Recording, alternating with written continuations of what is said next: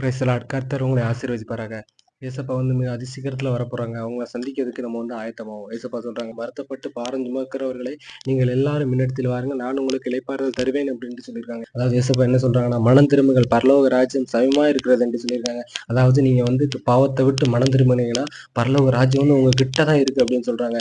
பரலோக ராஜ்யம் ரொம்ப அருகாமையில் உங்ககிட்ட இருக்குது. எப்போம்னா நீங்க மனம் திரும்பினீங்கன்னா, அதாவது வருத்தப்பட்டு பாரம் சுமக்கிறவர்களை நீங்கள் எல்லாரும் முன்னிடத்தில் வாருங்க, நான் உங்களுக்கு இளைப்பாறுதல் தருவேன் என்று சொல்லியிருக்காங்க. எல்லாரும் இயேசுப்பா கிட்ட அவங்களுக்கு அவர் இளைப்பாறுதல் தருவாங்க. இப்போ இயேசப்பா தனித்து இருக்கையில ஒரு சீசர்கள் உம்முடைய வருகைக்கும் உலகத்தின் முடிவுக்கும் அடையாளம் என்ன எங்களுக்கு சொல்ல வேண்டும் என்று அவங்க கேட்கும்போது இயேசப்பா என்ன அடையாளம் சொன்னாங்களோ அந்த அடையாளங்கள் அன்னைக்கு நம்ம பார்க்கலாம். அதாவது மத்தேயு 24ஆம் அதிகாரம் 3ஆம் வசனத்தை பாருங்க. பின்பு அவர் ஒலிவ மலையின் மேல் உட்கார்ந்திருக்கையில் சீசர்கள் அவரிடத்தில் தனித்து வந்து, இவைகள் எப்பொழுது சம்பவிக்கும்? உம்முடைய வருகைக்கும் உலகத்தின் முடிவுக்கும் அடையாளம் என்ன? எங்களுக்கு சொல்ல வேண்டும் என்றார்கள். அதாவது ஏசப்பா ஒலிவ மலையில இருக்கிற சீசர்கள் அவரிடத்தில் தனித்து வந்து, உம்முடைய வருகைக்கும் உலகத்தின் முடிவுக்கும் என்ன அடையாளம் எங்களுக்கு சொல்ல வேண்டும் என்று ஏசப்பாட்ட கேட்காங்க. இதுல என்ன சொல்லலாம்னா, ஃபர்ஸ்ட் உலகத்தின் வருகைக்கும் இசப்பாவோட வருகைக்கும், ரெண்டாவது உலகத்தோட முடிவுக்கும் ரெண்டு காரியங்களை பத்தி ஏசப்பாட்ட கேட்காங்க. அதுக்கு ஏசப்பா என்ன சொல்றாங்கன்னா பாருங்க. 24ஆம் அதிகாரம் 4வது வசனம். இயேசு அவர்களுக்கு பிரதியுத்தரமாக, ஒருவனும் உங்களை வஞ்சியாதபடிக்கு எச்சரிக்கையாருங்க. ஏசப்பா என்ன சொல்றாங்கன்னா, ஒருவனும் உங்களை வஞ்சியாதபடிக்கு, ஒருவனும் உங்களை ஏமாத்தாதபடிக்கு இப்ப எச்சரிக்கையா இருங்க அப்படின்னு சொல்றாங்க. ஏன் அப்படி சொல்றாங்கன்னா, அடுத்த வசனம் பாருங்க. ஏனெனில் அநேகர் என் நாமத்தை தரித்து கொண்டு நானே கிறிஸ்து என்று அநேகரை சொல்லி வஞ்சிப்பார்கள். ஏன்னா நான் தான் இயேசப்பா அப்படின்னு சொல்லி நிறைய பேர் அவருடைய நாமத்தை தரித்து கொண்டு நிறைய பேர் வஞ்சிப்பாங்க. இப்போ அப்படி இருக்காங்களா? நிறைய பேர் இருக்காங்க. நம்ம இந்தியாவில் இருக்காங்க, அமெரிக்காவில் நிறைய நாட்டில் இருக்காங்க. நான் தான் இயேசுன்னு சொல்லி நிறைய பேர் வந்திருக்காங்க. அதாவது ஒரே தரம் இயேசப்பா மாம்சத்தில் வந்தாங்க. கடவுள் ஒரே தரம் மாம்சத்தில் நமக்காக பலியாகி 3ஆம் நாள் உயிர் தெழுந்தார். அவருடைய பாவங்கள் எல்லாம் அவர் சுமந்து 3ஆம் நாள்ல அவர் உயிர் தெழுந்தார். உயிர் தெழுந்து இன்றும் இயேசப்பா ஜீவனோடு இருக்கிறாங்க. அது தெரியாம வேதத்தை வாசிக்காதவங்க, வேத அறிவு இல்லாதவங்க கிட்ட, அதாவது வேதத்தை சரியா வாசிக்காம இருக்கவங்கள ஈஸியா வஞ்சித்து கொண்டிருக்கிறாங்க. எப்படின்னா, நான் தான் இயேசப்பா அப்படின்னு சொல்லி நிறைய பேர் இந்த பூமிக்கு வந்திருக்காங்க, இப்பவும் இருக்காங்க. நீங்க நெட்ல சர்ச் பண்ணி பாருங்க, உங்களுக்கு தெரியும். அடுத்த வசனத்தை பாருங்க. யுத்தங்களையும் யுத்தங்களின் செய்திகளையும் கேள்விப்படுவீர்கள், கலங்காதபடிக்கு எச்சரிக்கையா இருங்கள். இவைகள் எல்லாம் சம்பவிக்க வேண்டியது, ஆனாலும் முடிவு உடனே வராது. ஏன்னா யுத்தங்களையும் யுத்தங்களின் செய்திகளையும் நீங்க கேள்விப்படுவீங்க. அப்படி நிறைய யுத்தங்களின் செய்தி இப்போ பூமி எங்கும் நடந்து கொண்டிருக்கு. இப்போ பாருங்க, இந்தியாவுக்கும் பாகிஸ்தானுக்கும் யுத்தம் நடந்துச்சு. இப்போ கொஞ்சம் அமைதியா இருக்கு. இப்போ சமரசம் ஆயிட்டு அடுத்து பாருங்க, மத்திய கிழக்குல பாருங்க, இஸ்ரேல் பாலஸ்தீனம், இஸ்ரேல் காசா யுத்தம், அடுத்து இஸ்ரேலுக்கும் ஹமாஸுக்கும் யுத்தம், அடுத்து இஸ்ரேலுக்கு ஈரானுக்கு யுத்தம், அடுத்து இஸ்ரேல் இப்போ இப்போ கத்தார் அடிச்சிருக்காங்க. அங்க ஒரு சண்டை, அங்க சண்டை, அப்படி எங்க பார்த்தாலும் ஒரு போர் பதற்றமா இருக்கு. அடுத்து ரஷ்யாவுக்கும் உக்ரைனுக்கும் யுத்தம். அப்படி எங்க பார்த்தாலும் பூமி எல்லா பக்கமும் ஒரே யுத்தங்களின் செய்திகளா தான் நம்ம கேள்விப்பட்டு இருக்கோம். இவையெல்லாம் சொல்லி முடிச்சுட்டு ஏசப்பா என்ன சொல்றாங்க? யுத்தங்களின் செய்திகளையும் நீங்க கேள்விப்படுவீங்க, ஆனா கலங்காதபடிக்கு எச்சரிக்கையா இருங்க அப்படின்னு சொல்றாங்க. ஏன்னா எல்லாம் வரைக்கும் முன்னாடி நடக்கக்கூடிய அடையாளம் தான். நீங்க கலங்காதீங்க. உங்களை ஏசப்பாவை நம்பி இருக்கிறவங்க, ஏசப்பாவுக்கு கீழ்ப்படிந்து நடக்கிறவங்கள இது எதுவுமே உங்களை ஒன்றும் செய்யாது. அதுதான் ஏசப்பா சொல்றாங்க, நீங்க கலங்காதபடிக்கு எச்சரிக்கையா இருங்க. அடுத்த பாருங்க.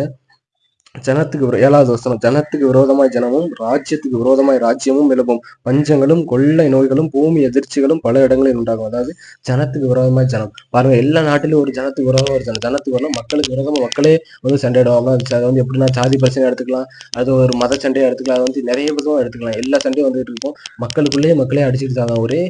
ஒரே மாநிலத்திலேயே இல்ல ஒரே தமிழ்நாட்டிலேயே நிறைய சண்டை நடக்கும். சாதி பிரச்சனை, தமிழ்நாட்டு எடுத்தீங்கன்னா சாதி பிரச்சனை, அடுத்து ஒவ்வொரு ஸ்டேட்ல ஒவ்வொரு எடுத்தீங்கன்னா ஒவ்வொரு மொழி பிரச்சனை, அடுத்து கருப்பினத்தவர் வெள்ளை இனத்தவர் அப்படின்னு ஒவ்வொரு சண்டை, ஜனத்துக்கு விரோதமா நிறைய இடத்துல சண்டை நடந்துகிட்டு தான் இருக்கு. அடுத்து பாருங்க.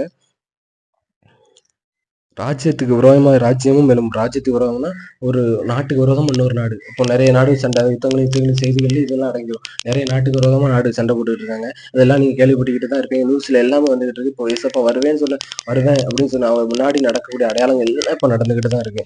அடுத்த அடையாளம் பாருங்க. பஞ்சங்களும் கொள்ளை நோய்களும் பூமி எதிர்ச்சிகளும் பல இடங்களும் உண்டாகும். அதாவது பஞ்சம் இப்போ பாருங்க, உலக பிரகமா பாருங்க, உலகத்துல எல்லாம் பாருங்க எத்தனை நாடுகளே பஞ்சம், நிறைய நாடுகள்ல பஞ்சம் தலைவிரிச்சு ஆடிக்கிட்டு இருக்கு. அவ்வளவு ஒரு பஞ்சம் இப்ப நடந்துகிட்டு இருக்கு. நியூஸ்ல என்ன சொல்றாங்கன்னா, 2030க்குள்ள இந்தியாலேயே இந்த உலக நாடுகள் அதிகபட்ச நாடுகள் பஞ்சங்களால் பாதிக்கப்படும் நியூஸ்ல சொல்லியிருக்காங்க. நீங்க எல்லாம் நியூஸ்ல பாருங்க. இப்போ பஞ்சம் வந்துகிட்டு இருக்கு. கொஞ்சம் கொஞ்சமா பஞ்சம் ரொம்ப அதிகரிச்சுக்கிட்டு இருக்கு. அடுத்து கொள்ளை நோய்கள், கொரோனா பார்த்துருக்கோம். கொரோனா நோய் இது வரைக்கும் பூமியில யாருமே பார்க்காத நோய். நோய் இல்லை. நீங்க ஏன்னா ஒரு நோய் வந்துருக்குன்னா ஒரு நாட்டுக்கு மட்டும் தான் இருக்கக்கூடிய எல்லா நாடுகளும் பூமி எங்கும் உள்ள எல்லா நாட்டிலையும் வந்து கொள்ளை நோய் வந்து பாதிச்சிருக்கு. நிறைய நாட்டில் இந்த கொள்ளை நோய்கள் வந்து பாதிச்சு நம்ம இத்தனை நாள் ஊரடங்குல அவதிப்பட்டோம். அந்த கொள்ளை நோய்கள் நம்ம கண்ணு முன்னாடி பார்த்துட்டோம். அதான் கொரோனா நோய் வந்து நம்ம கண்ணு முன்னாடி எல்லாருமே பார்த்துட்டோம். அந்த கொள்ளை நோய்களையும் நம்ம வந்து ஏசப்பா வருவேன் வரதுக்கு முன்னாடி இந்த நடக்கக்கூடிய அடையாளம் கொள்ளை நோய் பஞ்சம் எல்லாமே இப்போ நடந்துட்டு அடுத்து பூமி அதிர்ச்சிகள் பல இடங்களும் உண்டாங்க. இப்போ என்ன சொன்னாங்கன்னா இந்த சயின்டிஸ்ட் என்ன சொல்றாங்கன்னா பூமி அதிர்ச்சிகளோட காலம் சொல்றாங்க. இந்த வருஷம் தான் 2024, 25 இதில் தான் அதிக பூமி அதிர்ச்சி. அதாவது 2025 மெயினா அதிக பூமி அதிர்ச்சி. 2025 நியூ இயர் ஸ்டார்டிங்லேயே பூமி அதிர்ச்சி. இப்பவும் பூமி எதிர்ச்சி அதிக இடங்கள்ல பல இடங்கள்ல உண்டாகிட்டு இருக்கு.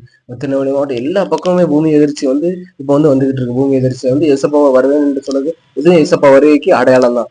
மெயினான அடையாளம் வந்து இந்த பூமி எதிர்ச்சிகள் பல இடங்கள்ல வந்து இந்த பூமி எதிர்ச்சிகள் வந்து உண்டாயிருக்கு. அதை வந்து நீங்க பார்க்கலாம். ஏசப்பா வருவேன்னு சொன்ன அந்த அடையாளம் இதுக்கு முன்னாடி வருகைக்கு முன்னாடி நடக்கக்கூடிய எல்லா அடையாளங்களும் அவர் சொன்ன எல்லா அடையாளங்களும் துல்லியமா நிறைவேறிட்டு இருக்கு. ஏசப்பா அதிசீக்கிரத்துல வரப்போறாங்க. நம்ம எல்லாரும் மனம் திரும்பி ஏசப்பாவை சந்திக்க கரை திரையற்ற மனவாட்டிகளாய் அவரை சிந்திக்க நம்ம எல்லாரும் ஆயத்தமாகும்படி கர்த்தர் நம்மளை பரிசுத்தப்படுத்த வேண்டும் என்று அவரை நோக்கி நீங்க ஜெபிங்க. கர்த்தர் உங்களை அவருடைய வருகைக்கு அவர் பக்கம் சேர்த்துக் கொள்வார். அடுத்து என்ன மத்தேயு 24 37 வசனத்தை பாருங்க. அதுல வந்து ஏசப்பா சொல்றாங்க வருகைக்கு முன்னாடி இன்னொன்னு அடையாளம் சொல்றாங்க. ஏன்னா நோவாவின் காலத்தில் எப்படி நடந்ததோ அப்படியே மனுஷகுமாரன் வருங்காலத்தில் நடக்கும். நோவாவின் காலத்துல என்ன நடந்துச்சுன்னா 38வது வசனம் பாருங்க. எப்படி எனில் ஜலப்பிரளயத்துக்கு முன்னான காலத்திலே நோவா பேழைக்குள் பிரவேசிக்கும் நாள் வரைக்கும் ஜனங்கள் புசித்தும் குடித்தும் பெண் கொடுத்தும் ஜலப்பிரளயம் வந்து அனைவரையும் வாரிக்கொண்டு போக மட்டும் உணராதிருந்தார்கள்.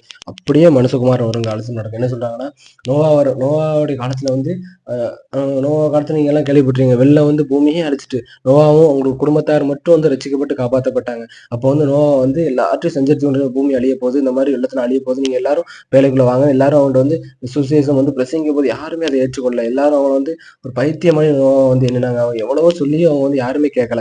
கடைசியில ஒரு நாள் வந்துச்சு நியாயத்தீர்ப்பு. அவங்க சொன்னபடி நோவாவும் நோவா குடும்பத்தாரும் பாதுகாக்கப்பட்டாங்க. மிச்சம் எல்லாரும் உணர்வில்லாத இருதயமா இருந்து அவங்க எல்லாருமே மரித்து போனார்கள். அதே மாதிரி மனுஷகுமார் வருங்காலத்தில் நடக்கணும்னு ஏசப்பா சொல்றாங்க. ஏன்னா உணர்வில்லாத இருதயம் இந்த காலத்துல பாருங்க நிறைய பேருக்கு உணர்வில்லாத இருதயம். அப்படி எல்லாரும் ஏசப்பா வருகை சமம் எல்லாரும் சொல்லிட்டு இருந்தாலும் நிறைய பேருக்கு உணர்வில்லாத இருதயம் இருக்கு. இதுவும் ஏசப்பா வருகைன்னு சொல்லுவாங்க. வருகைக்கு அடையாளமான ஒரு காரியம் தான். ஏசப்பா வருகைக்கு முன்னாடி நடக்கக்கூடிய ஒரு அடையாளம் தான் இதுவும். அடுத்து இன்னொரு அதிகாரம் பாருங்க. 2 பேதுரு 2 பேதுரு 3 வசனத்தை பாருங்க. பிரியமானவர்களே, கர்த்தருக்கு ஒரு நாள் 1000 வருஷம் போலவும் 1000 வருஷம் ஒரு நாள் போலவும் இருக்கிறது என்கிற ஒரு காரியத்தை நீங்கள் அறியாதிருக்க வேண்டாம். அதெல்லாம் ஏசப்பா என்ன சொல்றாங்கன்னா கர்த்தருக்கு வந்து ஒரு நாள் வந்து 1000 வருஷத்தை போலவும் 1000 நாள் வந்து ஒரு வருஷத்தை போலவும் இருக்கும். இதை வந்து நீங்க வந்து தெரியாம இருக்கக்கூடாதுன்னு ஏசப்பா சொல்றாங்க. அடுத்து 9வது வசனத்தை பாருங்க. தாமதிக்கிறார் என்று ஏதாவது என்னன்னா நிறைய பேர் சொல்றாங்க என்ன ஏசப்பா நீங்க அந்த காலத்துல இருந்து உங்க அப்பா காலத்துல தாத்தா காலத்துல இருந்து ஏசப்பா வருவான்னு சொன்ன வருவான்னு எல்லாரும் சொல்லிட்டு இருக்காங்க வருவார். ஆனா இன்ன வரைக்கும் வந்த பாட்டு இல்லை. எல்லா கிறிஸ்தவெல்லாம் நம்பி ஏமாந்துட்டு இருக்காங்க. நிறைய பேர் நம்மளை வந்து கிண்டல் பண்ணலாம். அதுக்கு ஆண்டவர் ஒரு வசனத்தை வச்சிருக்காரு பாருங்க. சொல்லியிருக்காங்க ஆண்டவர் 9வது வசனம் பாருங்க. 2 பேதுரு 3 வசனத்தை பாருங்க. தாமதிக்கிறார் என்று சிலர் எண்ணுகிறபடி கர்த்தர் தமது வாக்குத்தத்தத்தை குறித்து தாமதமாயிராமல் ஒருவரும் கெட்டு போகாமல் எல்லாரும் மனம் திரும்ப வேண்டும் என்று விரும்பி நம்ம நீடிய பொறுமையுள்ளவராக இருக்கிறார். அதாவது அவர் வந்து தாமதிக்கிறான்னு சிலர் நிறைய பேர் எண்ணிக்கிட்டு தான் இருக்காரு. எதுக்குன்னா நம்ம எல்லாரும் கெட்டு போக கூடாது, நம்ம வந்து நீடிய பொறுமையுள்ளவராக இருக்கிறார். நம்ம எல்லாரும் வந்து ரட்சிக்கப்பட்டு அவர் கூட பரலோக ராஜ்யத்தை வந்து நம்ம எல்லாரும் சேர்த்துக் கொள்ளப்படுறோம். அதான் அவருடைய திட்டம், அதான் அவருடைய சித்தம். இதைத்தான் ஆண்டவர் வந்து எதிர்பார்த்துட்டு இருக்காரு. ஏசப்பா அது சீக்கிரத்துல வரப்போறாங்க. அவர் வருவேன் என்று அவர் வருகைக்கு முன்னாடி சொன்ன அடையாளங்கள் எல்லாமே அவர் வருகைக்கு முன்னாடி நடக்கூடிய அடையாளம் எல்லாமே நடந்துட்டு தான் இருக்கு.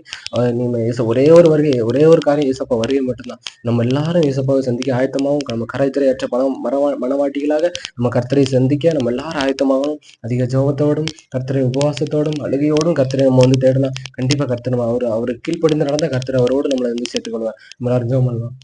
பரலோக பிதாவே, நன்றியோடு துதிக்கிறோம், சோத்திருக்கிறோம், வாழ்த்துக்கிறோம். கர்த்தாவே ஆண்டவரே, நம்முடைய வருகை மிக சமயமா இருக்கிறது. ஆண்டவரே, நம்முடைய வருகையிலே ஆண்டவரே பூமி எங்கிலும் உள்ள எல்லா மக்களையும் ஆண்டவரே உம்பக்கம் சேர்த்துக் கொள்ளும்படியாக நான் ஜெபிக்கிறேன். கர்த்தாவே, யாரும் ஆண்டவரே அந்த கைவிடப்பட்ட கூட்டத்தில் காணப்படாதபடிக்கு எங்கள் தேவனாய் கர்த்தர் பூமியில் எல்லா ஜனங்களையும் இதை பார்த்து கொண்டிருக்க ஒரு ஆண்டவரே உடைய வருகைக்கு நீர் ஆயத்தப்படுத்த முடியாத நான் ஜெபிக்கிறேன். கர்த்தாவே, நீர் அப்படியே செய்யப்படுற தேவதாவும் நன்றி செலுத்துகிறேன். இயேசுவின் நாமத்தில் வேண்டி உயிரின் ஜெபங்களும் ஜீவனுள்ள நல்ல பிதாவே.